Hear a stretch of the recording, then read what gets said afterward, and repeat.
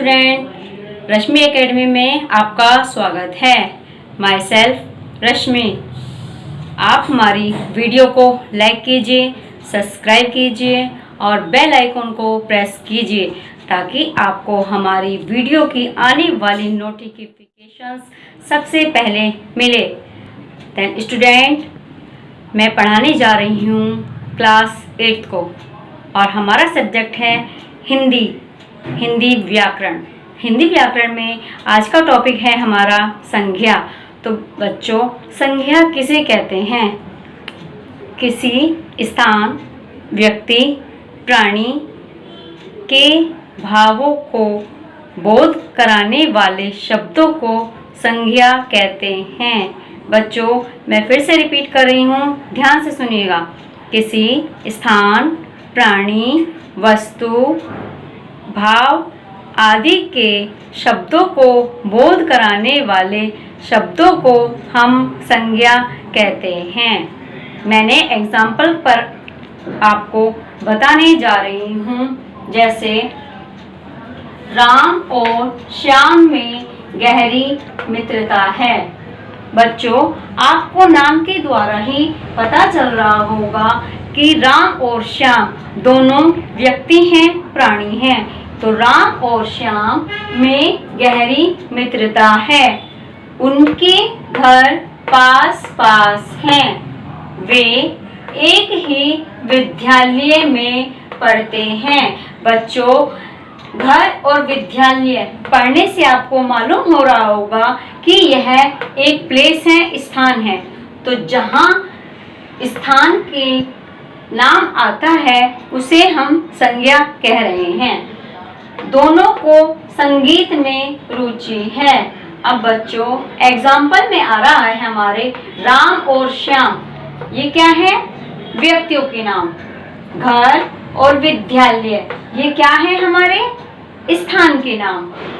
और मित्रता और रुचि, तो बच्चों यह है हमारे गुण और भावों के नाम। तो बच्चों, किसी वस्तु, प्राणी, स्थान अथवा भाव के नाम को हम संज्ञा कहते हैं। बच्चों, संज्ञा हमारी प्राणीवाचक भी होती है और अप्राणीवाचक भी होती है। अब प्राणीवाचक संज्ञा कौन सी होती है? तो प्राणीवाचक संज्ञा वह होती है जिसमें प्राणियों का यानी कि मनुष्य का बोध होता है।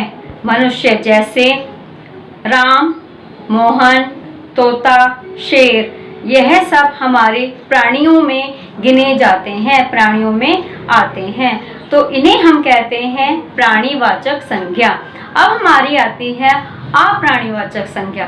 तो बच्चों, अप्राणीवाचक संज्ञा कौन सी होती है? तो अप्राणीवाचक संज्ञा वह संज्ञा कहलाती है जिससे जो वस्तु सांस नहीं लेती है उसे अप्राणीवाचक संज्ञा कहते हैं। जैसे पर्वत, घर, पहाड़, पुस्तक, घड़ी इत्यादि जो हैं हमारे अप्राणीवाचक संज्ञा में आते हैं। बच्चों, एक हमारी गणनीय संख्या और अगणनीय संख्या भी होती है। गणनीय संख्या कौन सी होती है? जिसे हम गिन सकते हैं। जैसे आपको पता चल रहा है कि गणनीय यानी कि गणना, तो जिसकी गिनती की जा रही है। बच्चों, पहली हमारी आती है व्यक्तिवाचक संज्ञा। अब व्यक्तिवाचक संज्ञा कौन सी होती है? किसी विशेष व्यक्ति, वस्तु या स्थान का बोध कराने वाले शब्दों को व्यक्तिवाचक संज्ञा कहते हैं। जिनसे हमें किसी विशेष व्यक्ति, विशेष पर्सन का ज्ञान होता है उसे हम व्यक्तिवाचक संज्ञा कहते हैं। एग्जाम्पल से समझिए। जैसे कुतुब मीनार दिल्ली में है। समझ में आया ना बच्चों? कुतुब मीनार ये एक विशेष स्थान है। दिल्ली मेन पर्सन है, तो कुतुब मीनार दिल्ली में है। यह हमारी आ गई व्यक्तिवाचक संज्ञा। तुलसीदास ने रामचरितमानस काव्य ग्रंथ लिखा था। तुलसीदास जी मेन पर्सन आते हैं, एक व्यक्ति हैं जो बहुत विशेष हैं और उन्होंने रामचरित, जो कि हमारे रामायण का पार्ट है, रामचरितमानस, वह काव्य तुलसीदास जी ने लिखा था। जवाहरलाल नेहरू भारत के प्रथम प्रधानमंत्री थे। तो जवाहरलाल नेहरू भारत के प्रथम प्रधानमंत्री थे। तो बच्चों, जवाहरलाल नेहरू एक विशेष पर्सन है और भारत इंडिया एक स्थान है, इसीलिए यह व्यक्तिवाचक संज्ञा का एक उदाहरण है।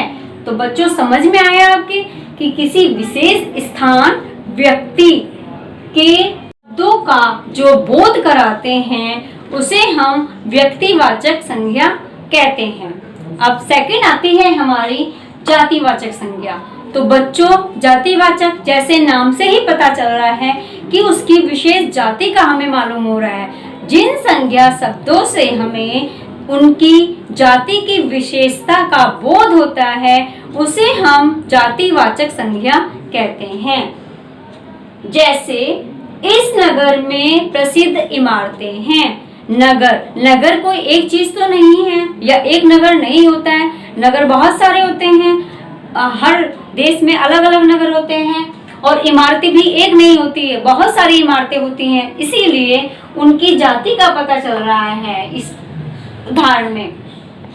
सेकंड आता है हमारा इसमें उदाहरण, जंगल में बहुत से पशु पक्षी हैं। बच्चों, जंगल बहुत होते हैं और पशु पक्षी भी एक नहीं होते हैं। आप जहाँ भी जाते हैं जंगल में, वहाँ हर जंगल में पशु और पक्षी रहते हैं और अनगिनत पशु और पक्षी रहते हैं जिसकी कोई गिनती नहीं की जा सकती है। तो वह हमारा जातिवाचक संज्ञा में आ गया है, क्योंकि पशु पक्षी की जाति एक नहीं है, बहुत सारी जाति के पशु पक्षी होते हैं। थर्ड हमारा आता है, सैनिक देश की सीमाओं की रक्षा करते हैं। अब जो सैनिक हैं, सैनिक हमारा एक तो नहीं है, उनकी पूरी टीम होती है, तो वह जो आती है वह जाति के अंतर्गत आती है। तो बच्चों, जो ये मैंने आपको उदाहरण दिए हैं नगर का, इमारत का, सैनिक का, तो यह एक पर्सन नहीं है, यह अपनी पूरी संपूर्ण जाति का हमें बोध करा रहे हैं, बोध कराते हैं, इसीलिए इसे हम जातिवाचक संज्ञा कहते हैं। बच्चों, थर्ड नंबर पे आता है हमारा भाववाचक संज्ञा। अब भाववाचक संज्ञा क्या होती है?